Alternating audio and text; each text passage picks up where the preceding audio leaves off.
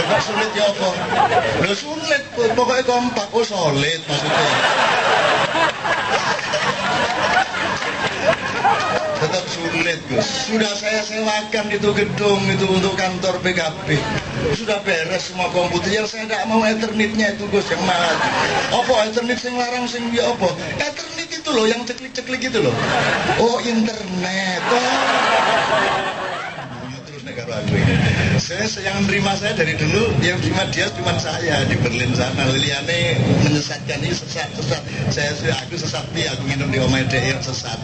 Yang bikinin sambal dia terus kok dia wah ngopi terus di rumah Bibi itu bebasnya luar biasa. Di Jerman tapi goreng gerai yo ento ngambel boleh semua kalau di rumah Bibi. Maka saya di sana dikasih hotel kayak apapun, aku tetap melarikan diri ke rumah Bibi. Karena di sana dia kalau masak enaknya luar biasa, tidur semau-maunya, komputer enaknya saya bikin. Pokoknya ini luar biasa. Jadi menurut saya, ya Allah ya Rabbi ya Karim, aku tidak tahu hatinya, aku tidak tahu akidahnya, aku tidak tahu teologinya, dan itu urusan dia denganmu ya Allah. Yang aku tahu adalah dia mencintai Indonesia, mencintai orang kecil, dan betul-betul ingin memperbaiki negara ini. Jadi siapapun yang akan menjadi pemerintah yang akan datang, kalau punya ketulusan dan mau ngalah, ya ngalah itu artinya ya beda dong, ini pegawai negeri sama pegawai pemerintah. Berarti kalau saya akan jadi wali kota, saya harus ikut merelakan bahwa nanti anak buah saya tidak taat sama saya, dia taatnya sama undang-undang, kan begitu. Itu dibutuhkan kerelaan sejak sekarang. Nah itu loh, nah jangan ditagih dulu solid apa tidak, nanti dulu mas. Gitu loh, nek rapi-rapi, ojo terus meteng tagak loh. Wah ini lolos tagak. Oh Jerman kalah loh mas. Kalau dia yakin bahwa dia menang, tapi kalah. Suwe saja kalah sama Turki ya. Kan gitu loh. Pokoknya saya nonton hanya kalau pas yang lemah-lemah kalah gitu. Kalau nanti saya lihat, oh ini enggak, saya nggak nonton. Saya nonton yang pas begitu-begitu. Teman sekalian, karena saya dilalah aja gitu. Oke teman sekalian, saya kira sudah cukup malam. Mas Bibit harus, dan Anda sudah harus segera nonton jam 2. Nanti pertandingan apa? Londo ya mas. Londo lawan? Oh kalau itu tidak perlu menang kalah, sudah biarin aja. Mereka menang atau kalah, biarkan aja. Kok masih diterusin? Oh masih diterusin, kalau gitu please from you. Silakan maju 1, 2, maju mas, Mbak, 3, ya silakan Mbak. Yang belum kita bicarakan sebenarnya posisi kenduri cinta. Kalau ngomong kenduri cinta, kenduri cinta ya tidak ada masalah. Tapi kalau ngomong kenduri cinta dan Indonesia itu ya agak nggak begitu enak juga, karena Anda ini bikin kayak gini juga tidak diakuin dan tidak dianggap sumbangan apa-apa oleh Republik Indonesia, oleh media massa, oleh mainstream, oleh apapun. Bayangin untuk acara yang sebagus ini dan berjam-jam seperti ini, kira-kira dibandingkan Mamma Mia itu kira-kira produktif mana secara ilmu dan ya kan masih lumayan Anda ini kan itu ya betul-betul mikirin. Tetapi kan Anda itu sampai urunan dapat 1 juta sebulan tepuk tangan saking melarat. Usaha ini ganteng-ganteng urunan yang melah gak apa-apa ya lah.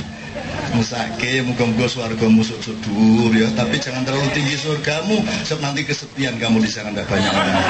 Mending masuk neraka banyak teman.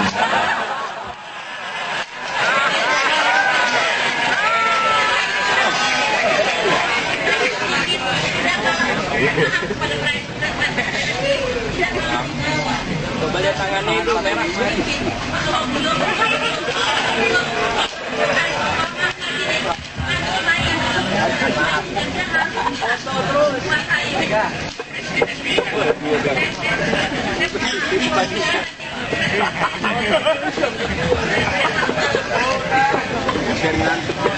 Mudah-mudahan dari kapan-kapan jadi first lady Indonesia, sehingga pusing presiden-presiden lain dari negara-negara lain itu ya. Amin ya rabbal alamin. Wah, mengeluh wes liane. Nyenengke. Ya Allah. Teman-teman sekalian, terima kasih atas semuanya tadi. saya harus menjawab pertanyaannya Anda tadi. Saya kira kok hampir menyeluruh ya Mas yang Anda tanyakan itu. Misalnya kalau Anda mempelajari fisiknya Muhammad saja ya, cara dia berjalan, dia selalu menundukkan kepala, dia berjalan itu seperti menurun bukit kalau jalan. Jadi dia selalu merunduk di depan orang lain. Artinya dia tidak pernah menunjukkan kegagahan. Nabi Muhammad tidak, sangat menjaga diri untuk tidak gagah. Gitu ya. Itu sebenarnya kan Anda tahu sifatnya alif sama wawu itu kan. Kalau Rasulullah itu selalu wawu. Jadi Allah itu ketika dia individu itu dia ahad namanya, ahad, maka lambangnya alif, ahad. Tapi kalau dia sudah nyawiji atau yuwahidu fi tauhidin ya, maka di situ sudah wawu, dia sudah wahid, bukan lagi ahad.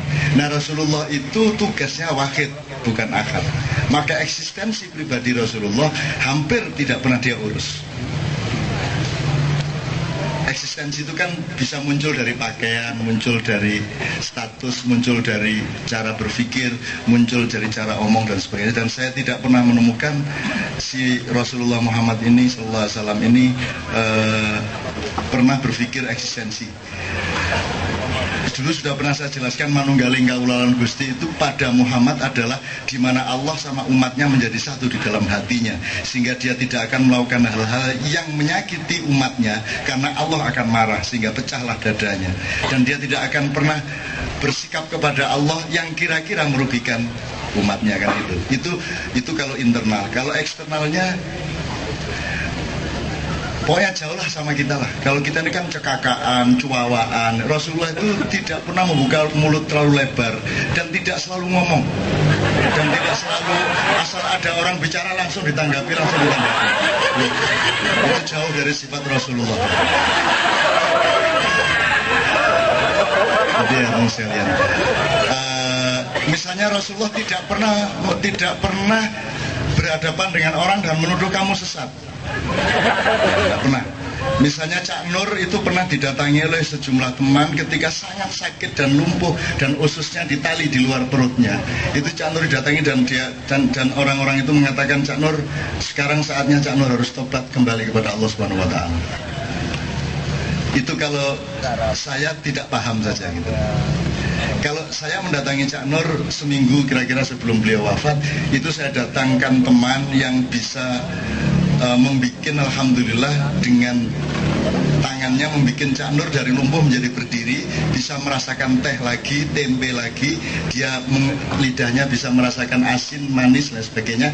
Karena berbulan-bulan dia tidak bisa merasakan asin karena dia diinfus dalam waktu yang terlalu lama sehingga tidak berfungsi lagi saraf-saraf di lidah.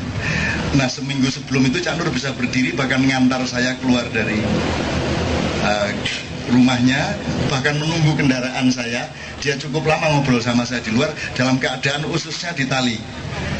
Ususnya ini akan dikembalikan oleh dokter ke dalam perutnya kalau Cak Nur sudah cukup sehat. Lagi lah angel. Wong sehatnya itu kalau ususnya dimasukkan nunggu sehat lah angel lagi. Jadi kapan telurnya ditetaskan, sebentar nunggu ayamnya keluar dari telur, lelangnya lagi. Itulah yang terjadi pada Cak Nur, sehingga kemudian alhamdulillah saya banyak bertentangan pendapat sama Cak Nur. Saya juga punya kejanggalan yang juga kadang-kadang luar biasa kepada pikiran-pikirannya Cak Nur, tapi itu tidak boleh mengurangi cinta saya dan hormat saya kepada dia sebagai hamba Allah dan ciptaan Allah.